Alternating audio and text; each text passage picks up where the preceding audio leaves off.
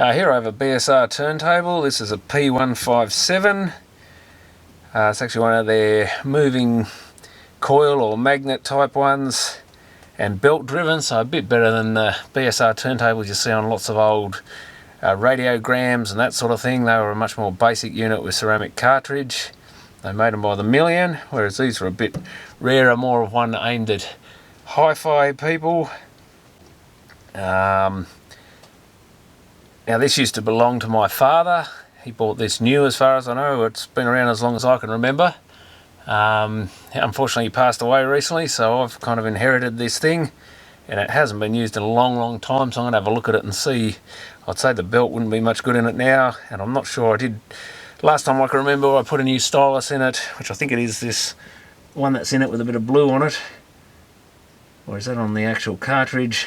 But anyway, so I seem to remember putting a new stylus in this in the early 90s, or maybe the mid 90s at the latest, but I'm pretty sure it was fairly early in the 90s, may have even been the late 80s, and I don't think it's really been used since then. I mean, my father only still had a couple of records of his own left. I think I've actually got more. Some of the old singles I bought back in the late 80s, when you couldn't get everything on CD single by then, so you still had to buy a bit on vinyl if you wanted extended mixes and 12 inches and all that sort of stuff. So we'll have a look at this. It's pretty dusty and dirty. It's been sitting in a shed basically for a long time, in a storage room. So I could do it a clean. And the fact it's got BSR on this cover, I assume is an original one, because I know Dick Smith Electronics was selling these in the late 70s. I think you could buy the turntable and buy this sort of vinyl coated wooden box separately. I'm not sure if they had any BSR branding on them. This has got like Expo on the front of it. So I'm not sure if that was another brand or if that was a brand of the case. It's possible that he bought these separately and put them together. There's not a lot else on this. It may actually have a label somewhere. Just says the gold ring replacement stylus number. Doesn't say the number, and one was fitted 4th of the 2nd, 1980.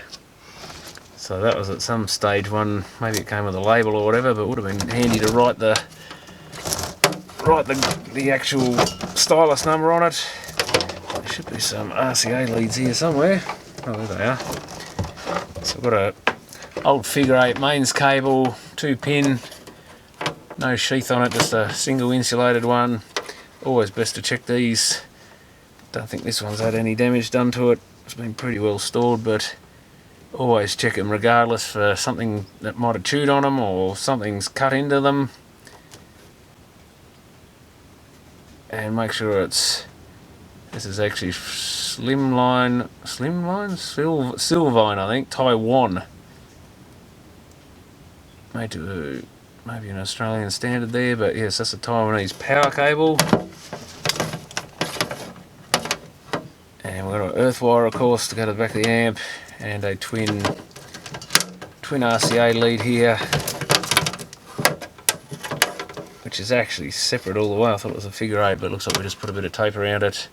A couple of very old school RCA plugs there, made in Japan. So there you go. I might take this lid off. Actually, I don't think this one comes off, so I won't be taking that off yet. But that one's a good clean. So it's a BSR belt drive series P157. I've still got the manual for it somewhere. 33 and 45. Stop, start, auto. So very similar. 12-inch, 10-inch, and 7-inch. You've got your arm. So we've got to start. Should be able to lift that up if it still works. And drop that back down. Feels a little stiff on that lever. Yeah, it might be alright. Just got a basic square. I'll just lock that back in. Square counterweight on this. So you can just turn that little dial and it moves back and forwards. This is starting to peel up a bit. Not sure if that was ever glued down. It probably just pushed in there. Rubber mat. I can see the belt's actually turning on the motor without turning the motor, so whether the motor still turns is another question. Does this just lift off? It does. It takes the spindle with it by the look of it. aluminium platter, but nothing particularly flash. It's just a bit of pressed aluminium sheet, but they do have a nice flywheel on it, which is good. Now, the belt's actually quite a short one. I was expecting longer, a bit of hair in there. And yeah, the motor spins freely. The grease doesn't look too bad in this surprise. Now it's actually still probably not as viscous as it should be, but that's a bit stickier there. But the stuff on the bottom of the spindle there is not too bad. It looks like we've got our RCA connections there, probably a couple of plugs into there as well. And there's our auto stop mechanism, which I can probably actually... Which way does it rotate is the real question. If this would have come across, it'll push a little thing there to catch. Does it go that way? I'd say it does. And it'll swing back, and then it should drop down. Yeah, it came back a bit before it did. Still looks like it's got a good needle in there, at least to some degree. And there's our speed adjustment. Oh, the size, the speed. It just moves the belt to different pulleys. Only 2 in this case. Most BSRs had the old 78 and everything on them, and possibly another speed as well, which might have been a 12 or something a bit slower as well. So we only need quite a short belt, which is good. This one probably not much good anymore. Surprisingly rubbery still. Doesn't look like it's about to break or anything, but it was definitely slipping, so I'd say it'd be a good idea to replace that. Hopefully I've still got something like that in stock somewhere. Let's see what I've got in my belt collection of flat belts. What sort of width is that? It's probably doesn't matter, they're a bit thinner, but I think I'll grab whatever I've got that's close to it. That's probably a 6 wide, I think they're 5 wide. It's not a particularly large one. 100's too small. Let's try 143. That might actually be too wide, a 6, but let's have a look. I think 143 is quite a long belt. No, it's not that much different. Yeah, it did have a 6mm wide belt in it by the look of it. These old belts probably ain't 100% now anyway, but that's quite a bit shorter. That's 143. It'll be whatever size I don't have usually. 143, then the rest of the range will probably be missing below that, because that's usually what happens with these belts. The next one is 122. Let's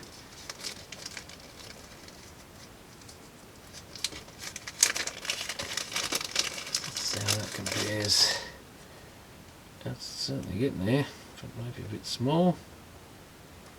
That is a tad on the small side, but I'd say that quite a bit. Let's see what it feels like, I guess. Often with these you'd just fit them so that they went round this bit on the platter and hung there, so they're at least tight enough to stay on there. And then you've got that little bit of extra just to pull to the side, although this is quite a way to the side. Usually they've got a bigger diameter in the middle, and there's only a small distance to pull them to put them over the motor pulley. Well, this is not that far, admittedly. It looked worse, and it actually is. You just got to hook it under that speed thing. It's probably a little tight, but it's actually spinning the motor, which is good. That motor probably needs to leave. That's not too bad, actually. That's not overly tight. So that was 122.5 by 6 by 6, or by 0.6 thick, 6mm wide. Let's change the speeds and make sure it drops down alright. So yeah, I think that belt actually isn't too bad, but what we do need to do is give everything a clean, ideally, and probably a new bit of grease on it. There's actually a little bit of rust possible on there. Is it rust or is it... Yeah, it's kind of rusty looking grease. So use a bit of metho and just... Let's start on that, since that's where that platter spins. Yeah, Yeah, there's something does look a little rusty coloured down the very bottom there. The rest of it's just old black grease, that's nothing to worry about.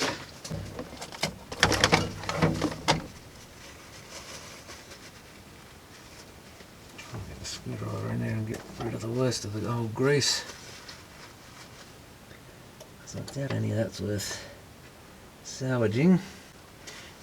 Bit of dust and muck in there anyway, so another reason to get rid of it. There's actually a bit of rust growing there by the look of it, or something. Around that, near that screw, it's had a dog or something there. So that has been sitting for quite a while. I wouldn't be surprised if in the cold winters there was a bit of condensation on this or something. But it's nothing too major. A couple of little spots of rust on the chassis under here won't worry anything. I don't know why there's actually a whole heap of grease on there. There's grease smeared all around this speed selector, but other than a little bit that slides along the slot there, there's nothing to actually lubricate there. So I might just get rid of that.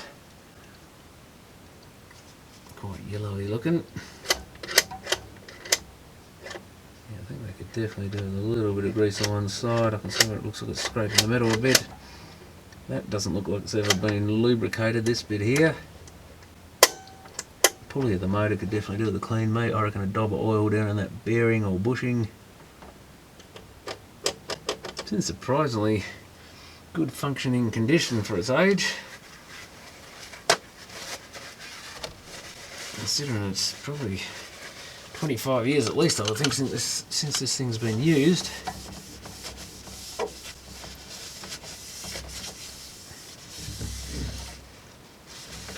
Get the rest of the dust off it. Never really had an awful lot of use in the day. We played the occasional thing on it, but not a lot of stuff.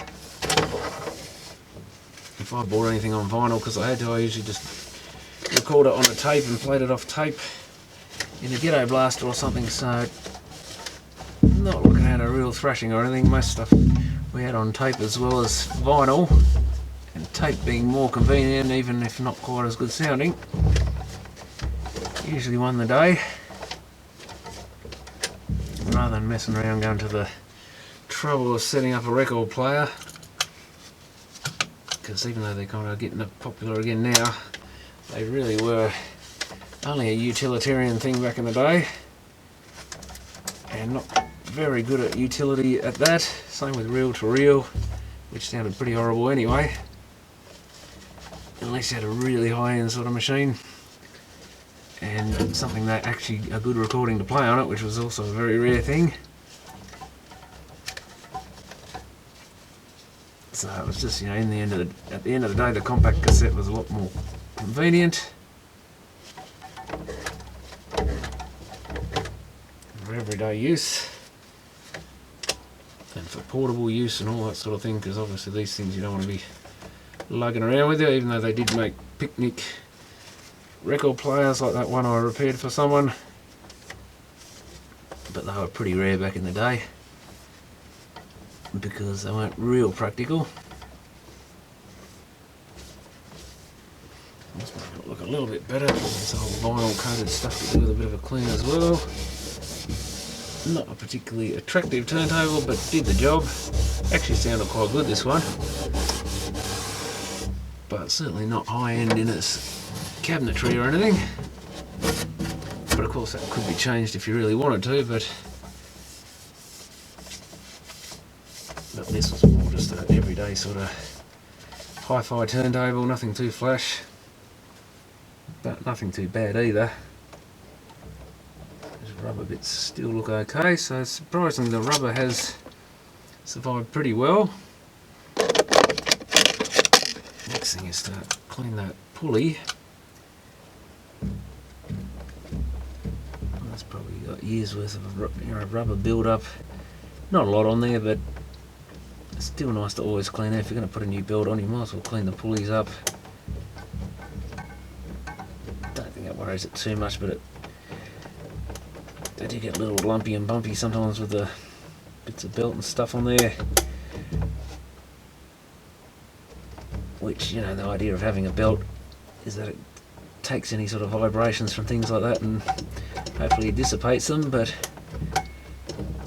there's no point adding any extra, I guess. Not perfect, but not too bad.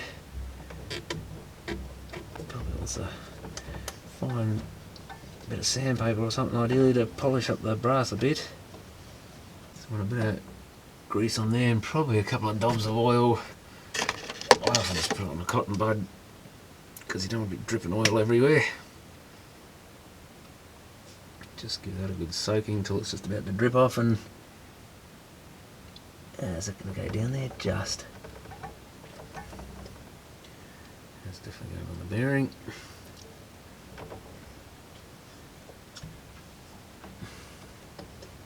I did clean up a bit of the dust and stuff down there while I'm at it. And just making sure you don't leave any on the actual pulley itself. You don't want oil on your belts or anything. Just get that oil off around the bottom. And I'll give that a clean just to make sure there's nothing on there.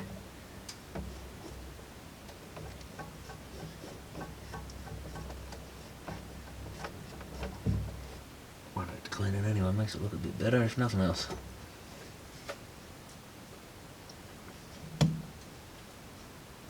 And where's my grease? I'll put that polyglide stuff on there, since it was a yellowy sort of grease.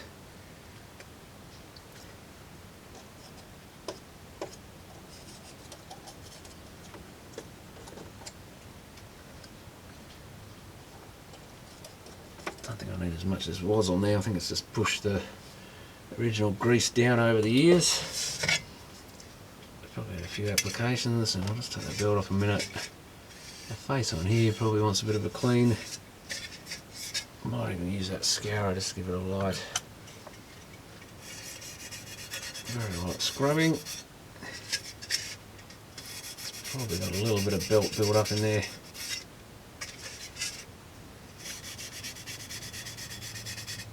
But I think the belts, I'll get a feeling we've replaced the belt in this before. I'd be surprised if we hadn't, but if you keep them up, replace regularly, they generally don't leave too much muck on the aluminium or anything.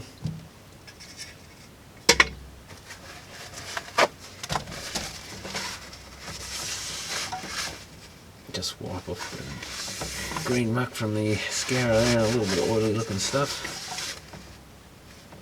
Yellowy sort of muck. We probably want the belt back on there. Obviously get that on with no twists in it.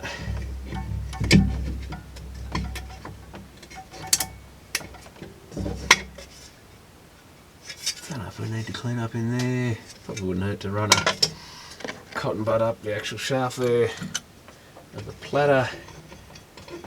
Try and remove some of that old grease that's bound to be out there. Yeah, not the best looking stuff, bit of black sort of stuff, so it doesn't need to get rid of the old stuff. It doesn't matter that much, but why not?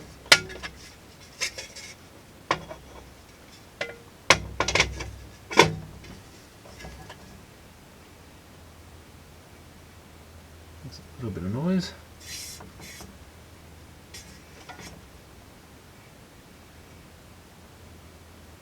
Which probably isn't the best.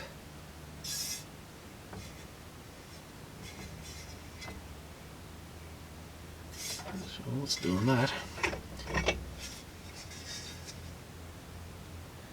Most likely to be where this bottom bit sits down, I guess, maybe. So I'll put a little bit more grease in there. And even on that, on the end of that bit, just to make sure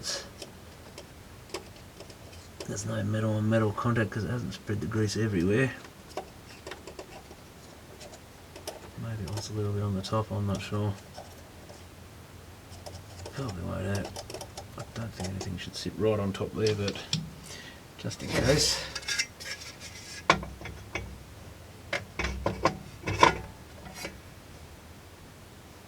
Still making a slight noise. Now it's getting quieter though.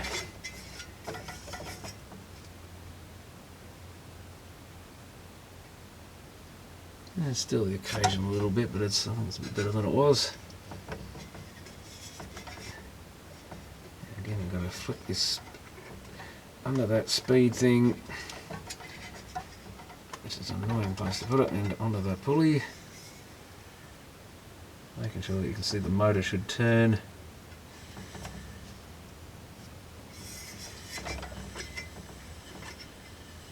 Something makes a bit more noise with the belt on there anyway. Okay, I think we're going to plug that in and see what it does.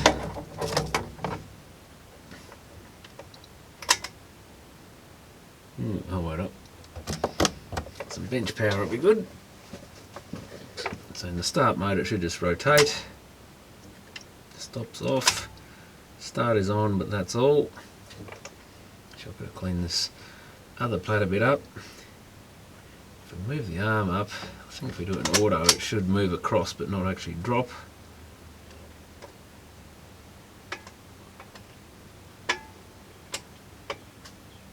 Yeah, and we probably can get it to trigger, and I think something just hit out.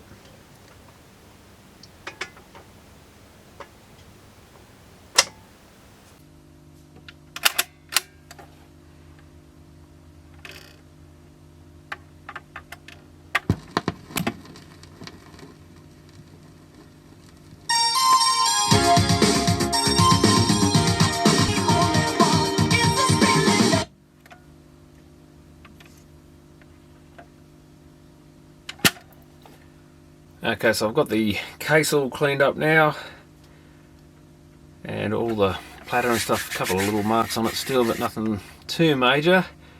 One more thing, I did actually set the weight of the stylus a little bit less than what it was. Actually, I might turn the power off. But one thing I haven't cleaned up is the actual stylus itself. I probably should try getting this off. It should just, I think, drop at the back and slide forward. See, that's how it comes off. So you just sort of rotate it down until the back bit comes off, and then you've got to pull forward. There's a little square bit or some sort of bit going up out of the actual stylus itself, the needle into the actual pickup. And this does have quite a bit of dust and muck on it by the look of it. I think we should be alright just to give that a very gentle brush and just blow the dust away. Just a couple of hairs, making sure they don't catch on anything, jam in anything, so don't pull away quickly. Obviously without an electron microscope or something, not really going to know how good that needle is, but I'm pretty sure this one's done very low hours. 30/3, I don't know what that means, but it would have been quite likely one of the ones out of the gold ring range. I'll just give that a bit of a clean under there too. Yeah, it's kind of a square type hole going up into the cartridge. Not sure what type of cartridge this is. I don't think I've ever had it off. I guess it could even be worth a quick look just to see. Let's turn the amp down. Since this is still connected up, I don't think there's any way of getting that arm any higher easily. And it is a bit of a pain taking these off. If the screws come right out, trying to get them back in can be a bit fiddly. That's why the ones with the removable head shell are a handy record player to have, because you can easily pull the head shell off and just fiddle around with whatever you want and then put it back on the machine. I think I am going to have to take the screws out to get this out. Yeah, until you loosen them right off, it's not even moving at all.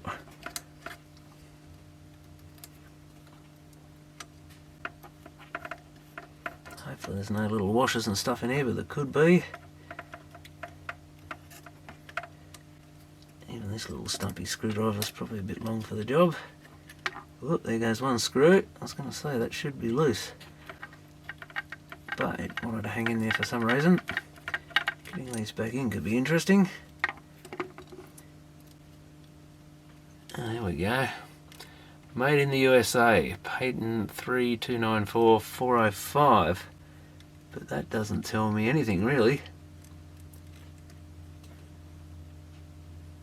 Someone might know what it is. Could probably do with a little bit of a clean itself.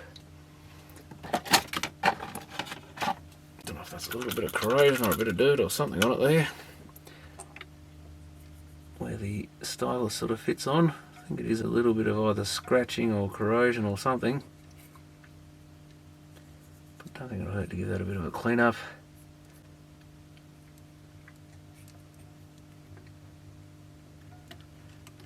Yeah, so the stylus just basically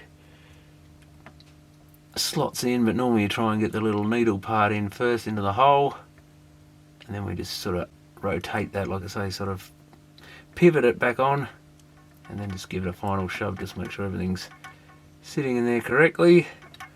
Don't know if you can really tell much about these, but if we don't touch the actual needle itself, but just the arm it's on, feels pretty solid, so that's a good sign, because sometimes the rubber, I think, can go in these things.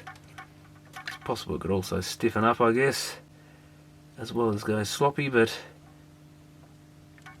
yeah, whatever's in there doesn't seem to be too bad condition. So really I can just put that back in again. Yeah, just a bit of flat plastic up in there, nothing much else. Looks like there's a screw, we can actually take it off the square arm. Should we want to take the actual head shell part off. There shouldn't really be any need for that unless it's broken. Yeah, that's what I was afraid of. How am I going to get these with a limited room? There's the holes back quite a way back by the look of it. You should, in theory, you'd think be able to slide the thing in behind the screws, but start the screws in the thread. That's how it should be done, just to make life easier, but it does have a bit of sticky tape or something up in there right behind them, which probably stops it slotting in nicely.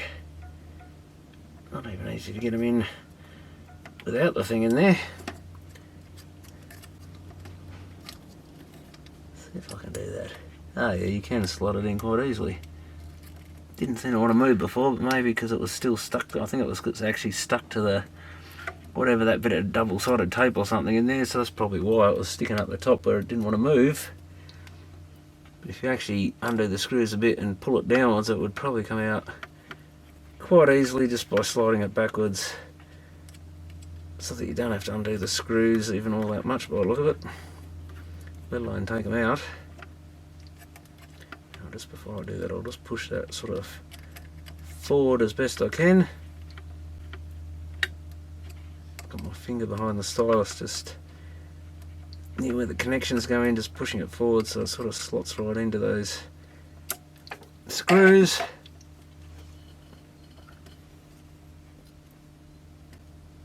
And yeah, we'll put this on here with that out, that in, that should come up. Yeah, it hasn't gone right on by the look of it. It's a bit of an odd design for sure.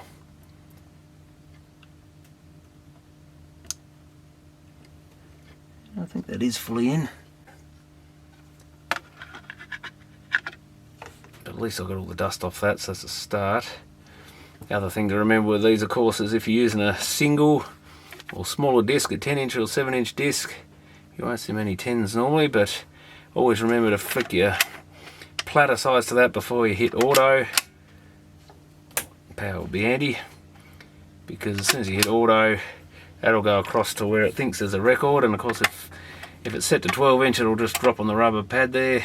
Probably won't do the stylus much good. I've still got it in the up position. And yeah, so I always set it to the correct diameter of disc you're using, or you can expect it to land in on the actual rubber mat. Yeah, that seems to be going alright.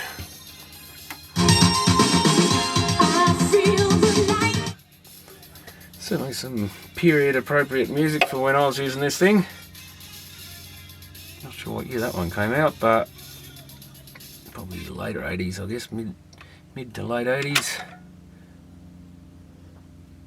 And we got a copyright date here. Oh, 1987, there you go, Arista Records 87, so it was a fairly late one compared to what I was thinking of. But certainly around the era I was buying records. But again, if I could get CD, I'd buy them on CD, because these things aren't known for their long life, the poor old vinyl. And like these ones are just some second-hand ones I picked up recently, and they're all pretty well scratched and not in the best condition, but some of them are playing alright still.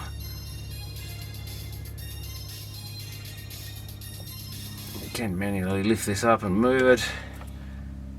Of course, when it gets to the centre it should reset itself.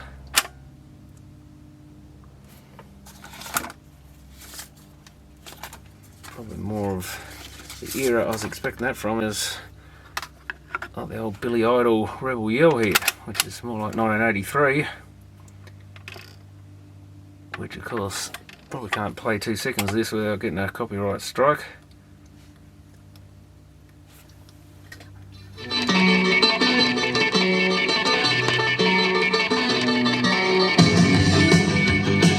There are quite a few pops and crackles going on there. Probably can, oh, she's already flicked off.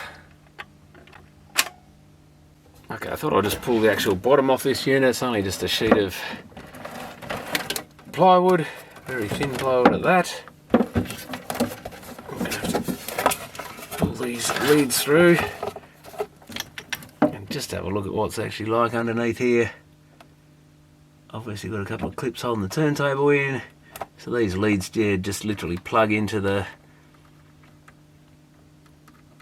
Yeah, that one's not in very well, so neither of them's in, maybe just because me pulling on that thing, but there's a couple of RCA plugs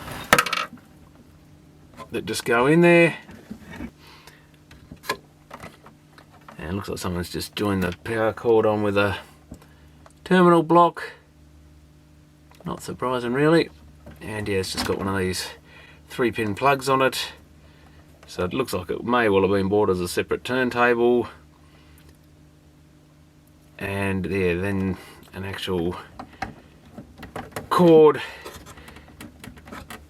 and pair of RCA leads attached, an earth wire, which may well have all come with this other case. If this is a different case, given the Expo brand on it, it probably is. Seem to remember Expo selling a bit of audio gear. And we've got an interesting old label under here. Gives you some details on this P157 up the corner here. P157.A1.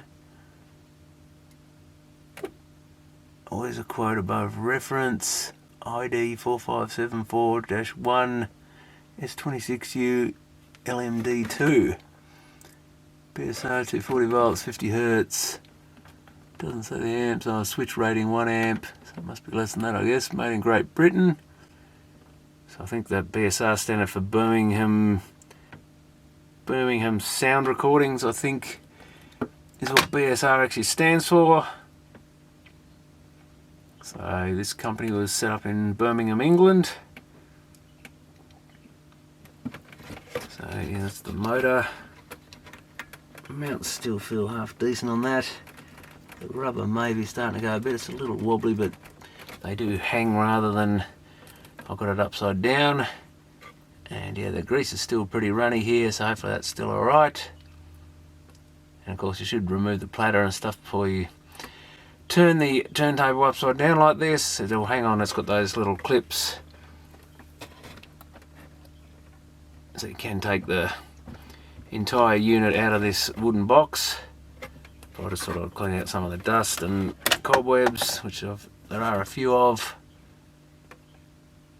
But generally it's not too bad, still a few little cobwebs in there, but that's nothing to worry about. No bad dust or anything.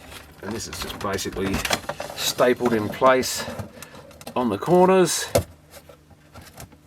I think I can just push that back in there really, but it's just got, you know, pretty much just paper staples there by the look of it. Including one in the middle there. But it's lasted all those years with no problem until I opened it.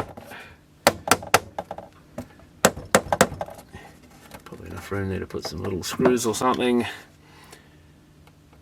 And yeah, that should complete pretty much the service on this. A little bit of rust on the hinges could do with, maybe they could do with taking off and recoating or something, but not the end of the world.